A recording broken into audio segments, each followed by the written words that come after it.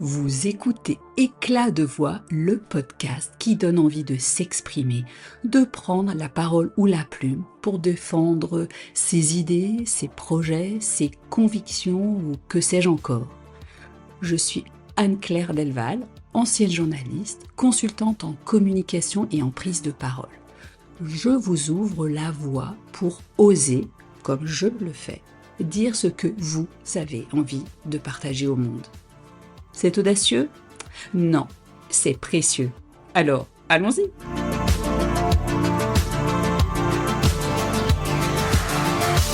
J'avais depuis longtemps envie d'offrir le micro d'éclat de voix à des jeunes.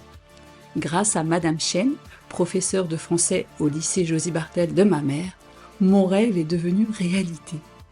Ah oui, parce qu'en 2024, comme en 1987, oui, je suis toujours aussi fan de Calogero, avoir 15, 16, 17, 18 ans, comme ça, vous ne saurez pas vraiment quel âge j'avais en 1987. Être ado, c'est pas toujours simple. On a plein de choses à dire, à revendiquer, à exprimer, et en même temps, c'est compliqué. La peur du jugement des autres, la relation avec son corps, ses émotions, ses ressentis, qui n'est pas toujours facile à entretenir, l'impression de ne jamais être compris par ces adultes qui pensent tout savoir et qui nous donnent sans cesse des leçons. Bref, une envie d'être entendu mêlée à celle de se fondre dans la masse. On a tous connu ça. Et la jeunesse d'aujourd'hui doit en plus jongler avec Internet, les réseaux sociaux et puis maintenant l'intelligence artificielle. Mais qui sont-ils ces jeunes? Et surtout, comment vivent-ils ces occasions qui leur sont données, ou pas d'ailleurs, de prendre la parole? Écoutons-les, eux qui en plus vivent dans un pays, le Luxembourg, où jongler avec un minimum de 3 langues est considéré comme normal, ce qui ajoute une petite touche supplémentaire de complication lorsque vient le moment de pouvoir vraiment traduire ses pensées. Avant d'ouvrir le premier chapitre de cet épisode de podcast qui en contient exceptionnellement 2, que la classe de 4e de Madame Chen soit du fond du cœur remerciée pour avoir joué le jeu du podcast avec moi. Et bravo à tous ceux qui ont osé, même quand c'était difficile.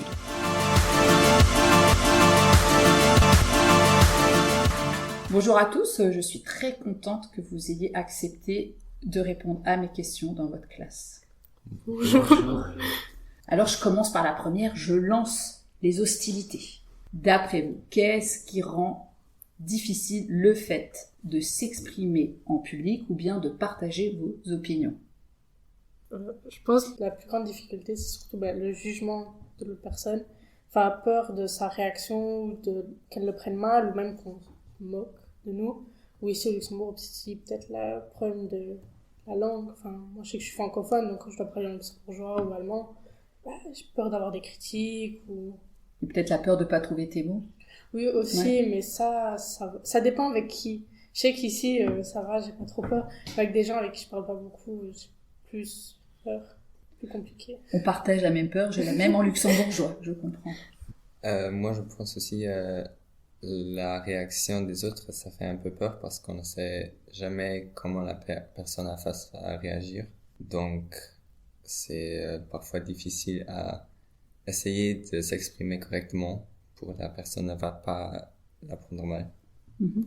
Alors, je pense aussi que c'est à cause des réactions des autres et quand on connaît des personnes avec qui on parle, c'est plus facile, mais quand on a des personnes qu'on ne connaît pas encore très bien, c'est plus difficile à prendre la parole. Alors c'est intéressant ce que tu dis, quand on connaît ou quand on ne connaît pas la personne.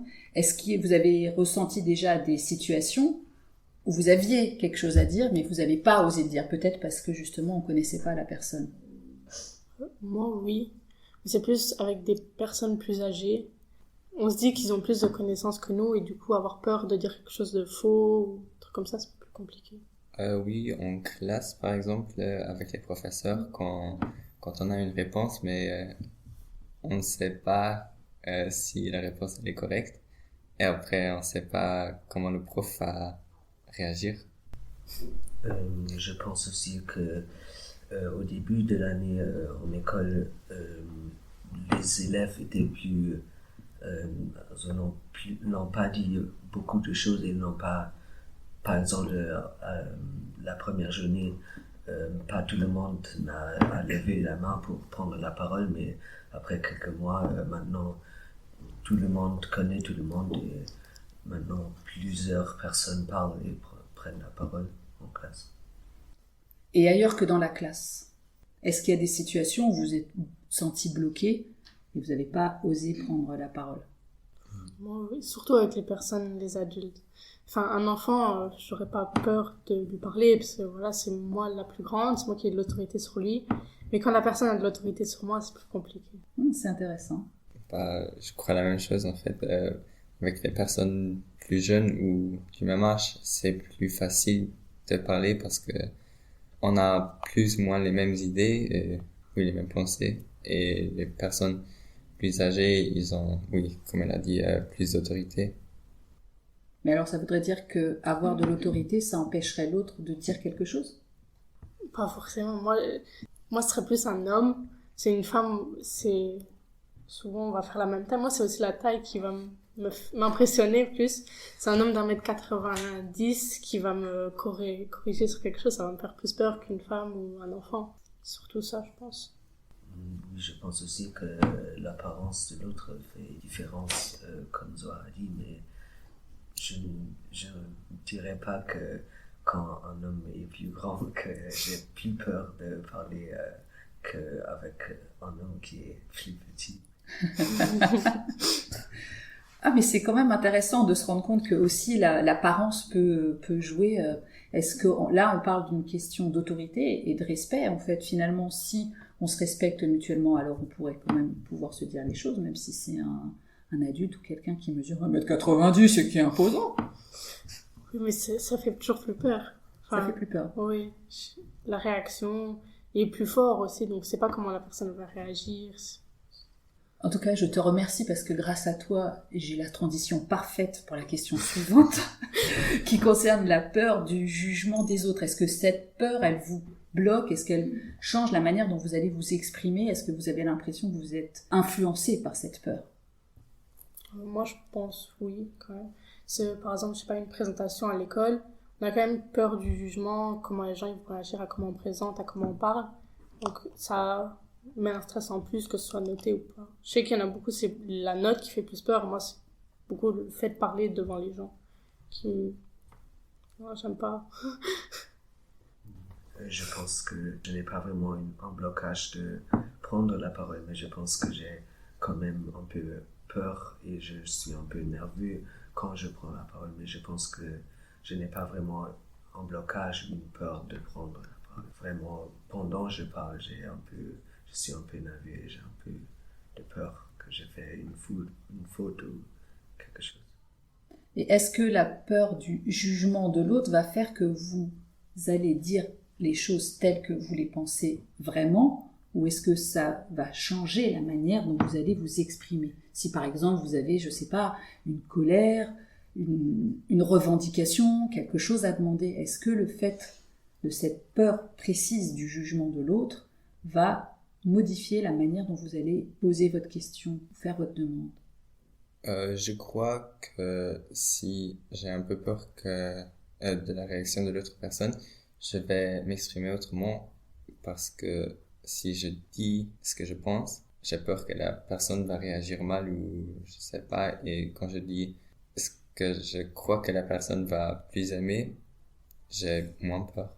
Mais est-ce que en toi, quand tu fais ça, donc que tu t'adaptes à l'autre finalement, est-ce que tu as l'impression qu'en toi c'est ok, ou est-ce que ça crée une sorte de frustration de ne pas avoir pu vraiment dire ce que tu pensais? J'essaie en fait de presque dire ce que je pense et après j'essaie de trouver un bon milieu de ce que l'autre personne va aimer et moi je vais aimer. Donc c'est aller à la rencontre de l'autre, ça c'est chouette. Oui. Ouais, c'est bien. Je pense que ça dépend des gens. Il y a des gens où j'ai pas forcément envie de rentrer dans un débat. Je sais qu'ils vont pas lâcher l'affaire, du coup je vais plus me ranger de leur côté. Mais il y a des gens avec qui je sais je peux avoir un débat mais plus sympathique. Or là je vais dire mon opinion. Mais quand je sais que c'est un débat qui risque de mener à rien ou un truc comme ça, je préfère juste dire oui et laisser passer. Trop conflictuel? Oui. Mhm. Moi, je pense que quand on parle avec des collègues, ils savent déjà qu'est-ce que tu dis et ils comprennent peut-être mieux les blagues que tu dis ou peut-être tu sais déjà les réactions des collègues et quand tu parles avec une autre personne que tu ne connais pas encore, on a peut-être plus de peur de la réaction car on ne sait pas encore et peut-être c'est pour ça qu'on adopte ce qu'on dit pour éviter une réaction de l'autre. C'est vrai. Alors, dans votre environnement, à la fois à l'école, mais aussi social, je veux dire, dans les associations que vous fréquentez ou avec vos parents ou les gens que vous voyez à l'extérieur, est-ce que vous avez l'impression que la place publique vous est offerte? Est-ce que vous avez l'impression que on vous encourage suffisamment à avoir et à pouvoir exprimer des opinions, à partager vos idées, mais aussi ce qui vous préoccupe, les questions qui vous inquiètent ou les choses qui, pour l'avenir, vous posent des questions? Moi, mes parents ils m'ont toujours encouragée à dire mon opinion, à dire quand je suis pas d'accord, ou quand j'ai une question, la dire, ou oui. Après, je sais pas, l'école, c'est plus compliqué, ou quand je suis avec des gens que je connais pas, j'ose pas toujours. Pourtant, mes parents ils m'ont toujours encouragée à le faire. Bah, c'est déjà une bonne base. Oui. Est-ce que vous avez l'impression que quelque part, il y a des endroits, que ce soit au lycée ou d'une manière générale, je veux dire, aussi dans la vie publique, dans la vie politique, dans les décisions qui sont prises pour vous, est-ce que vous avez l'impression que vous avez une place et que surtout on vous encourage à prendre la parole? Je crois pas vraiment. Pas au Luxembourg, c'est pas vraiment une chose que les élèves ils discutent les lois du ministère, mais entre nous, on discute parfois un peu, mais pas vraiment. Et c'est intéressant ce que tu viens de dire sur le fait qu'à Luxembourg, tu as l'impression que c'est pas forcément dans la culture, en fait, c'est pas forcément intégré comme chose habituelle que les élèves soient, ou comment dirais-je, l'opinion des élèves n'est pas forcément prise en compte. Oui. Alors, entre vous, entre jeunes, qu'est-ce qui vous bloque? Quels sont les obstacles, pardon, moi aussi je bug. Quels sont les obstacles que vous pouvez rencontrer pour échanger entre vous, pour discuter ou pour oser aller dire aux autres ce que vous pensez? Je crois qu'on n'a pas assez d'intérêt sur les thèmes pour que nous nous informons assez pour faire un avis. Oui, c'est ça. Pour donner son avis? Oui. Mais entre vous, qu'est-ce qui vous bloque ou pas d'ailleurs, dans la communication avec d'autres jeunes que vous? Moi, c'est le fait de pas connaître la personne. Enfin, dans la classe, maintenant, je connais, donc ça va, j'ai pas de souci à dire mon avis. Mais si maintenant, je dois aller parler avec une autre classe que je connais pas, j'aurais plus de mal à dire, parce que je sais pas comment ils réagissent, je sais pas c'est quoi leur opinion, alors qu'ici, je les connais. Je pense aussi que c'est le fait que on ne connaît pas la personne et on ne sait vraiment pas comment ils vont réagir et quel est leur avis, alors on a peur qu'ils vont avoir un autre avis et on ne sait pas comment ils vont réagir sur qu'est-ce qu'on dit. Ok. Alors, la suite de mes questions pour un nouveau groupe. Quelles sont les expériences positives? Quels sont les moments où vous avez pris la parole, où vous êtes intervenu à un moment donné et que vous avez eu l'impression que vous avez réussi d'abord à vous faire entendre et puis peut-être même à avoir une influence sur votre entourage?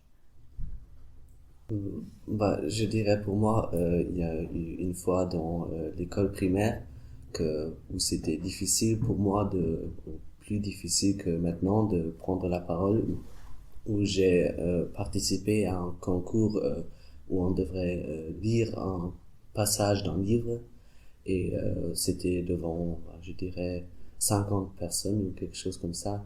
Et avant que je l'ai fait, c'était encore plus difficile de parler et si au moment où je le faisais, c'était je me sentais nerveux, mais après j'étais quand même fier de moi que je l'ai fait et j'ai réussi à parler et je pense que je l'ai aussi fait très bien et c'est pour ça que j'ai aussi appris à plus prendre la parole aussi quand je suis nerveux.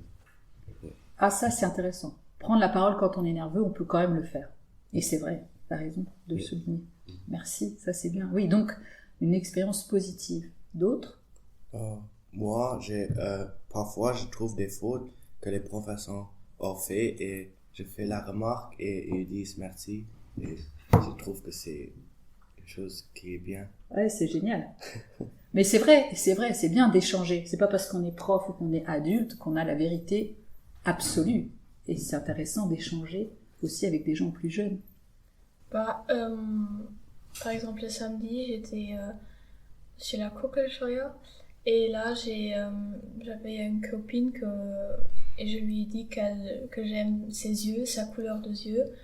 Au premier moment, je ne savais pas si je le dis parce que j'étais un peu... C'était pas dans le contexte, c'était un peu... Oui, mais finalement j'ai dit et elle était très contente et oui, je me sentais bien que je la fais contente. Ouais, que tu faire du bien aux Oui. autres en parlant aussi, Oui. en s'exprimant et en osant leur dire quelque chose qui reflète quelque chose de positif chez eux. Oui. Bah, en fait, on fait tous cette expérience et on l'a dit un peu avant, quand on a préparé cet entretien ensemble, c'est vrai que si on a quelqu'un qui nous met en évidence ce qui est positif chez nous, quand on prend la parole ou dans d'autres contextes, comme tu viens de le dire, bah, ça renforce cette confiance et finalement c'est plus facile ensuite de prendre la parole. Vrai, faux? Oui. Alors, le sujet touchy, donc j'attends que toute la classe s'exprime dessus, les réseaux sociaux. La semaine dernière, on en a parlé, et vous aviez tous plein de choses à dire, hyper intéressantes. Je vous écoute maintenant. Moi, je crois que sur les réseaux sociaux, les jeunes n'ont pas de peur de s'exprimer et car ils sont parfois anonymes et le message est publié très vite et les jeunes qui ont la même idée que l'autre peuvent alors aussi s'exprimer et ça plus vite qu'en réalité. Oui. Oui, c'est plus immédiat. Oui. Ok. Pour moi aussi, je pense que les réseaux sociaux, ils motivent à plus prendre la parole. Pour moi, je me sens plus protégé quand je suis sur mon téléphone, ou quand j'écris des messages, comme si je vraiment prends la parole. Alors je peux dire quelque chose et je peux m'exprimer sans trop sentir la nervosité, tout ça. Mhm. Et moi, je pense qu'on est plus courageux si on est sur les réseaux sociaux parce que si on écrit avec quelqu'un, on peut dire des choses qu'on ne dirait pas en réalité parce qu'on a peur de la réaction. Et si on l'écrit, on peut éteindre le téléphone et oui, attendre à la réponse et on peut mieux oui. La formuler ou la... Oui. On a plus de temps à réfléchir Mhm. qu'en réalité. Il y a un temps de réaction possible Oui. en fait, c'est Oui. pas instantané. Oui, c'est ça. Par rapport à ce que toi tu disais tout à l'heure, où tu réponds de façon un peu instantanée. Finalement, on n'a pas tous la même consommation ou le même relationnel avec les réseaux sociaux, mais c'est intéressant. Mais il y a aussi des aspects négatifs parce que les gens, sur les réseaux sociaux, ils expriment leur avis et c'est plus confiance d'écrire des commentaires négatifs. Et il y a aussi d'autres personnes qui sont le même avis. Et alors les personnes écrivent des commentaires négatifs. Et la personne qui a par exemple posté une vidéo, elle recevra beaucoup des commentaires négatifs et Elles se sentent plus mal, Oui, voilà. finalement. Ouais. Oui. Et je dirais aussi que sur les réseaux sociaux, on est parfois peut-être aussi trop libre, car tout le monde peut se nommer comme il veut.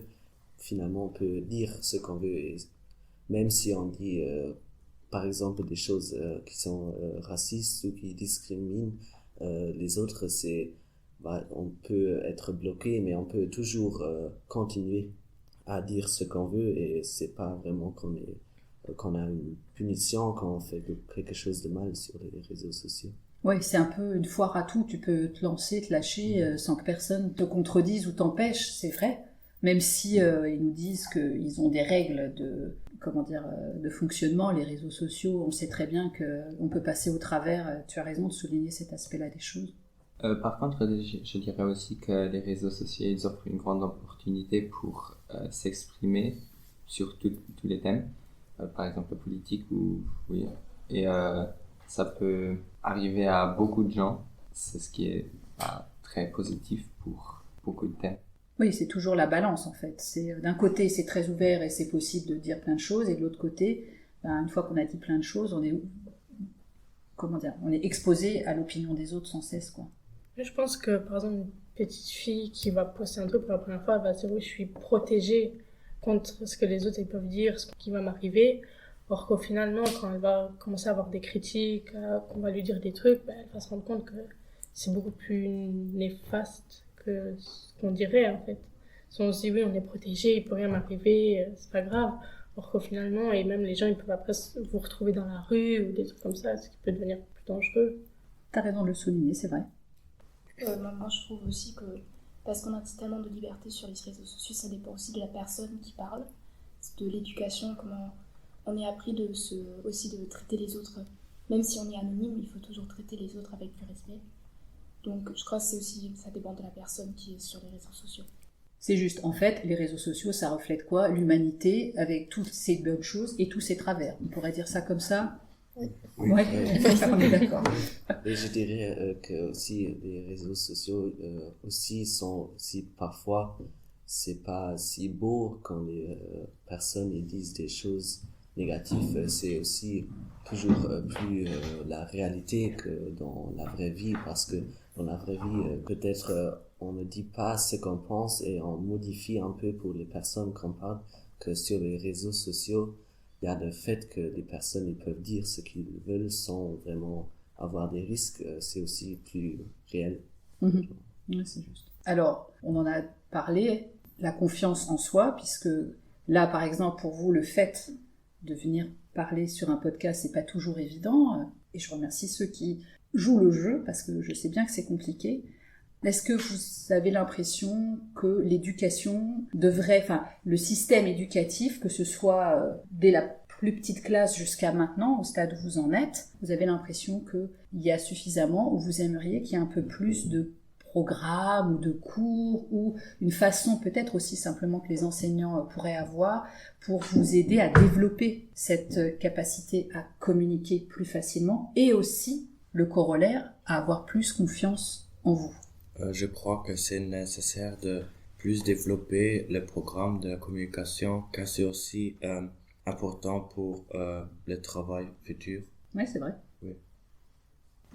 Je pense que quand même on fait des orales en école, mais là ça ne nous aide pas à réussir notre peur de parler, parce que on est un peu forcé de le faire, et si on le fait mais on ne le fait pas facultativement, et ça ne nous motive pas à vouloir étudier, de prendre la parole ou de parler plus librement et avoir moins de peur. Mais lorsqu'on le fait plusieurs fois, on s'entraîne et on est plus à l'aise. Oui, à l'aise. Ouais, c'est plus facile. Oui. Moi, je pense que dans les cours, on a parfois interprété un document, et là, quand on doit interpréter, le prof, il a une interprétation qui est le modèle, et c'est ça qui est correct, même si on a une autre vue et qu'on interprète différemment, on est directement faux. Ouais, sanctionné. Et toi, tu as l'impression que il faudrait avoir un peu plus d'espace justement pour se rencontrer, où on pourrait échanger sur cette fameuse interprétation? Oui, un peu plus avec des vues différentes, pour qu'on voit qu'il y a beaucoup de personnes qui pensent différemment de nous, et que même si on pense différemment, c'est peut-être correct. Oui. Je dirais, comme je vous ai dit avant, les orales ou les exposés, comme par exemple, on les fait pas très réguliers et très souvent, ça veut dire ça aide pas trop, et en plus on est évalué avec une note. C'est ce qui nous énerve un peu, parce que on le fait pour la note, on le fait pas pour nous entraîner de parler. Ok, ça c'est juste. Je pense qu'à l'école, on nous apprend un peu quand même à parler librement, à donner notre avis, mais pas forcément avoir une confiance en soi, parce que la confiance en soi, elle vient pas juste comme ça. Je pense que ça dépend aussi d'un prof, s'il arrive à mettre en confiance la personne ou pas. Parce que il y a des profs où je vais être moins à l'aise de parler, qu'il y a des profs où j'aurais beaucoup plus de confiance en moi pour dire ce que je pense. Oui, c'est vrai, on peut dire quand même ici une chose importante, c'est que la confiance en soi, c'est jamais acquis, c'est pas tout le temps. Il y a des choses pour lesquelles on va se sentir à l'aise, jeune comme plus âgé, et puis d'autres pour lesquelles ce sera plus difficile. Donc c'est clair que la confiance en soi, c'est quelque chose qui fluctue. On l'a pas une bonne fois pour toutes, c'est vrai, on peut se retrouver dans une situation où d'un seul coup on va être mis en défaut et ça va être compliqué, c'est vrai. Mais ce que j'entends quand même, dites-moi si j'ai tort, c'est que vous êtes à dire que dans l'école on vous incite à prendre la parole, mais pas toujours d'une manière spontanée. Enfin, je veux dire, quand vous parlez des présentations que vous avez à faire, c'est très cadré et vous aimeriez peut-être plus là qu'on vous propose des temps où il n'y aurait pas forcément une évaluation, mais ce serait un peu plus comme on le fait ici, quelque chose de spontané et où ça pourrait vous aider à vous entraîner. Oui. Je crois aussi que c'est important de pouvoir parler sans avoir une fiche où tout est écrit. Oui, d'être capable de parler librement et spontanément. Oui, d'un petit peu improviser et puis de pas forcément être lié à une note, ce que tu disais tout à l'heure. Oui, je pense que si on est évalué sur ce qu'on dit, c'est toujours qu'on veut prendre une feuille et on veut plus lire, même si on va avoir des points qui sont retranchés, on se sent plus à l'aise avec une feuille et alors on prend la feuille pour parler et on ne s'entraîne pas vraiment à parler librement. Et s'il n'y a pas cette note donnée, peut-être c'est pas si important si on fait des fautes et alors on essaye peut-être de laisser la feuille par côté et alors de parler librement, mais avec la note on est toujours ok, mais si j'ai la feuille peut-être la prof elle me va donner -3, mais ça va toujours être une meilleure note comme si je le fais librement et je fais des fautes alors.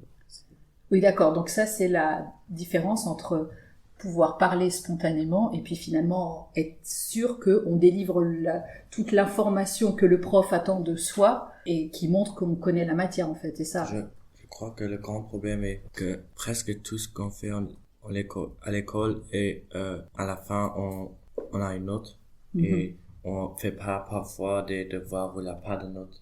Je pense aussi le problème, c'est les sujets sur lesquels on doit faire.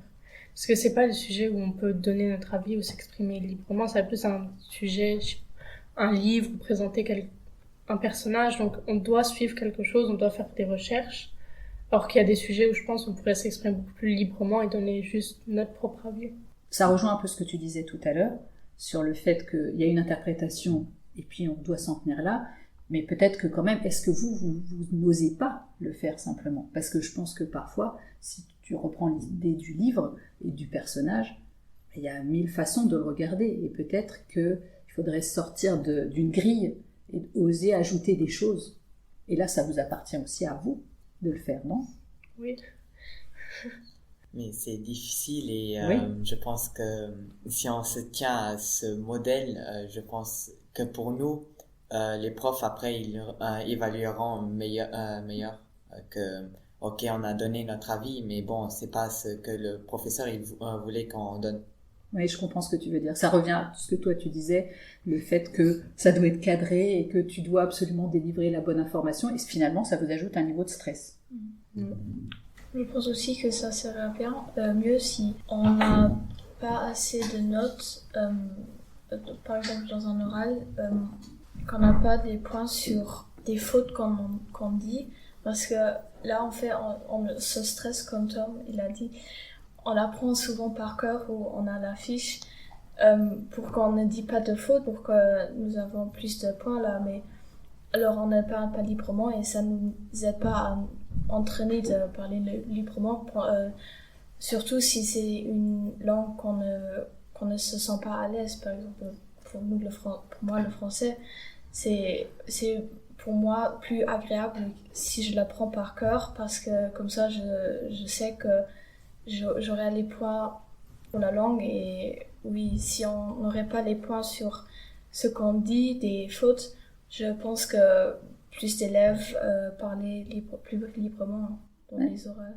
C'est intéressant, donc ça veut dire qu'à chaque fois qu'on met une case et qu'on attend de vous quelque chose, ou de nous, parce que c'est pareil pour nous adultes, il y a des circonstances où on se retrouve aussi comme vous, plus on va essayer d'évaluer chaque chose, plus ça va augmenter notre niveau de stress, parce qu'on sait qu'il faut qu'on réponde. Alors, il faut que je parle bien la langue, il faut que le contenu soit parfait, il faut que je m'exprime bien. Donc finalement, ça fait des charges de plus en plus lourdes et ça augmente le niveau de stress, alors que si on nous disait, ben voilà, fais ta présentation, et puis on voit comment ça se passe, ça renforcerait plus la confiance en vous. Vous pensez que ça serait un terrain de jeu, en fait, d'expression plus facile?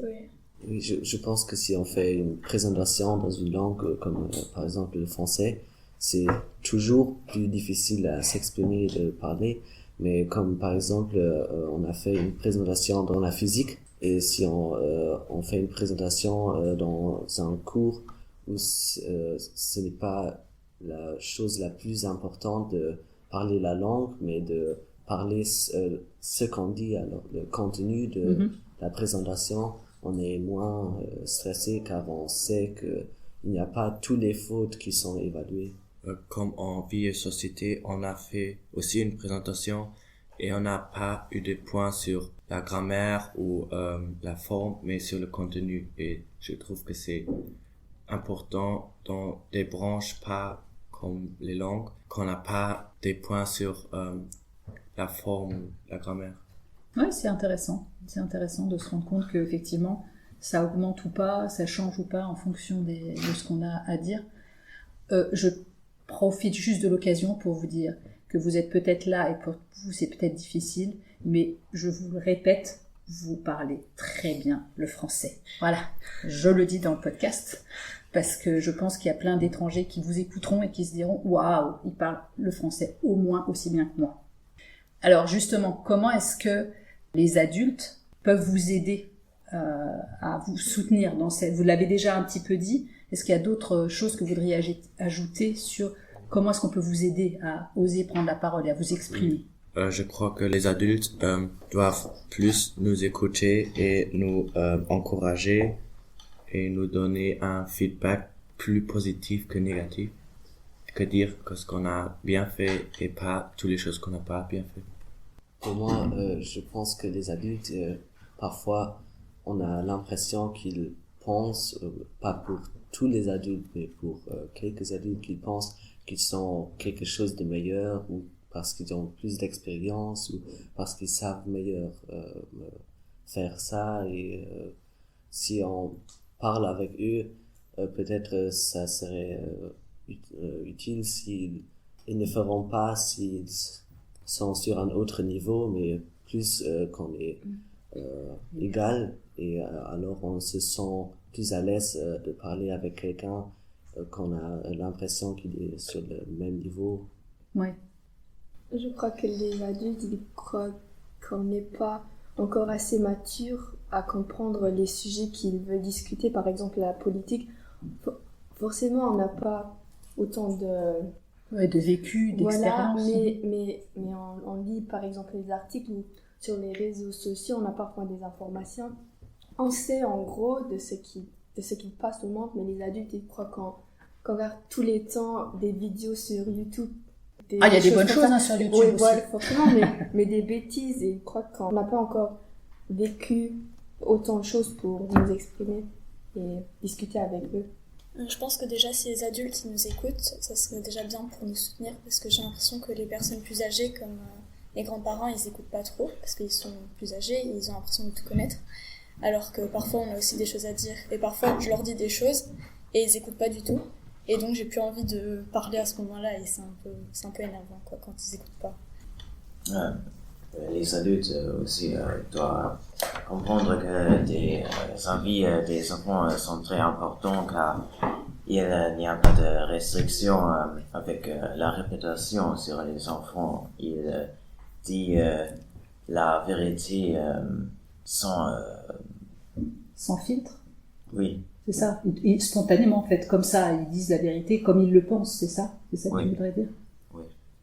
Je pense que c'est un truc que nos parents surtout doivent travailler depuis qu'on est petit. Parce que moi, je sais que j'ai toujours vu mes parents prendre la parole, débattre, donner leur avis sur les trucs. Donc moi, automatiquement, plus tard, j'aime bien aussi donner mon avis et dire ce que je pense. Et eux aussi m'ont toujours du coup, forcé à dire ce que je voulais. Et je pense que ça aide, parce qu'au début, ils nous forcent à dire ce qu'on veut, mais à la fin, c'est par nous-mêmes qu'on va dire notre avis et ce qu'on pense. Et ça aide aussi beaucoup pour l'école, pour tout en fait. Moi, je pense qu'après tout, il faut vraiment respecter les deux côtés. Donc les adultes, ils doivent respecter l'opinion et aussi que les enfants, ils veulent dire quelque chose. Et les plus jeunes, ils doivent aussi respecter les âgés.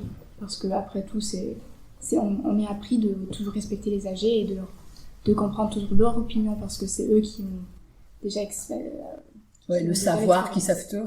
Mais c'est aussi, nous, on a aussi un peu d'expérience, même si c'est pas tellement, mais on en a quand même. Notre rôle doit aussi être écouté.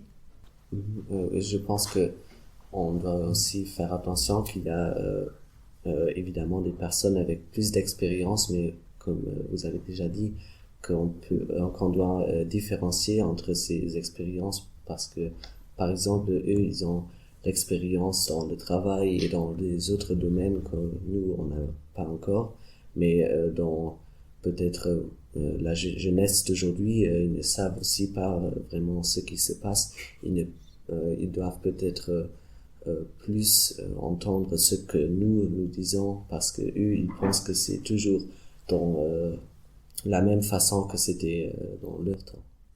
Non, ça allait pas. On n'avait pas les réseaux sociaux quand j'avais votre âge. J'avais même pas d'ordinateur. Donc non, c'est forcément différent. Ce que vous vivez, ce que vous ressentez, ça peut pas être ce que nous on a vécu, c'est pas vrai. Mais je pense que ça c'est aussi un peu le problème parce que souvent les adultes ils jugent les générations, notre génération, et parce que nous on a toujours notre iPhone et quelque chose, mais ils ne comprennent pas que c'est un membre de notre vie. On communique comme ça souvent et c'est pas forcément meilleur ou plus mauvais que avant, oui. Parce que ça nous aide aussi à communiquer avec des copains qui sont pas dans peut-être notre pays, et ça, pas toujours les adultes ne le comprennent pas.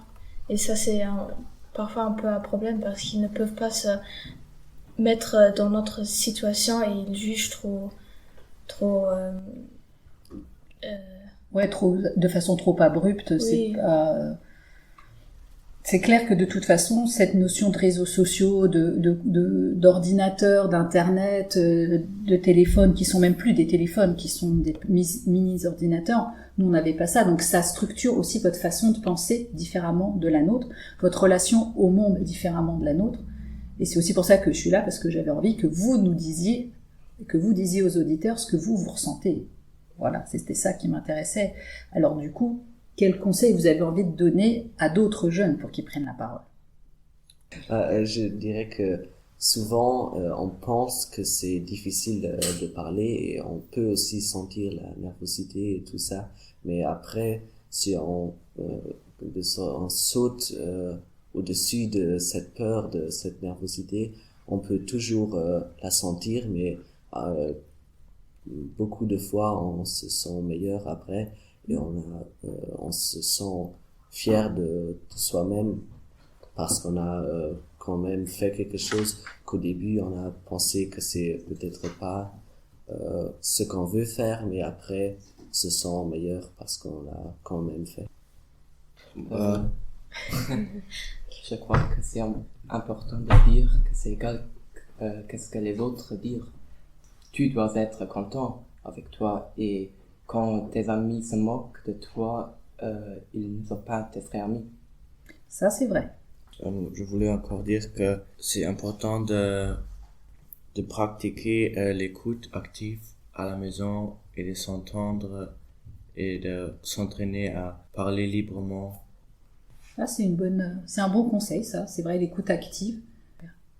Moi, je me dis toujours que si je sens cette blocage, je me dis...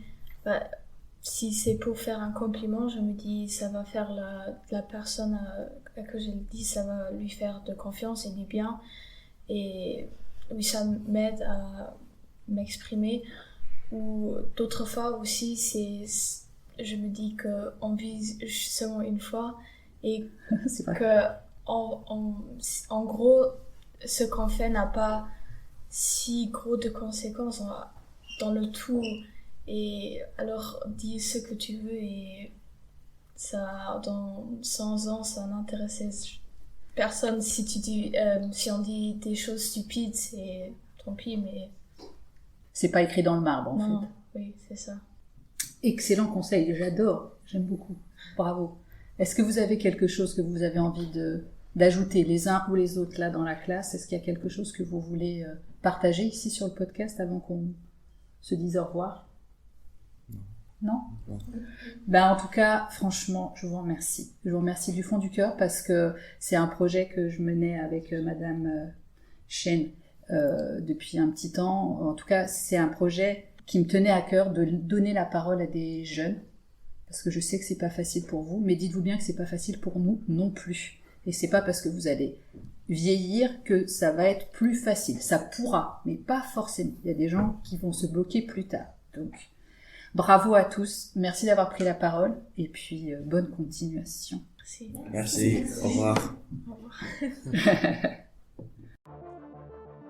Alors, belle leçon que celle de ces jeunes qui ont eu le courage de s'exprimer. Pour paraphraser Saint-Exupéry, je dirais que toutes les grandes personnes ont d'abord été des ados, mais peu d'entre elles s'en souviennent. Pourtant, ils sont comme nous l'étions probablement à l'époque, avides d'apprendre et aussi de nous apprendre sur eux et sur leur vision du monde. Encore toute ma gratitude à Madame Chen, au lycée Josie Bartel de ma mère, aux élèves, aux parents qui ont donné leur accord pour que leurs enfants participent à ce projet. Rendez-vous dans 2 jours pour la seconde partie avec les aînés, c'est-à-dire ceux de la classe de 2e. Je suis certaine que dans votre entourage, il y a des jeunes, des copains, mais aussi des adultes qui seront curieux d'entendre ces ados. Alors, diffusez cet épisode à gogo. Pensez à mettre des étoiles et des commentaires sur vos plateformes d'écoute préférées et à très très vite pour de nouveaux éclats de voix made in teenagers.